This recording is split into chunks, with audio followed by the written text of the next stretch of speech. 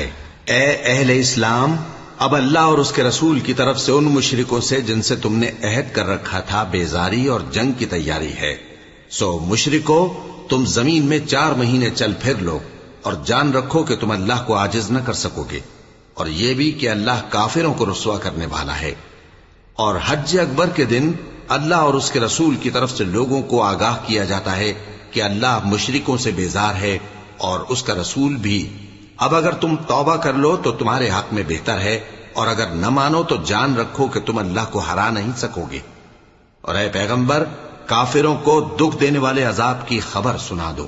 البتہ جن مشرکوں کے ساتھ تم نے عہد کیا ہو اور انہوں نے تمہارا کسی طرح کا قصور نہ کیا ہو اور نہ تمہارے مقابلے میں کسی کی مدد کی ہو، تو جس مدت تک ان کے ساتھ عہد کیا ہو اسے پورا کرو، کہ اللہ پرہیزگاروں کو دوست رکھتا ہے۔ پس جب عزت کے مہینے گزر جائیں تو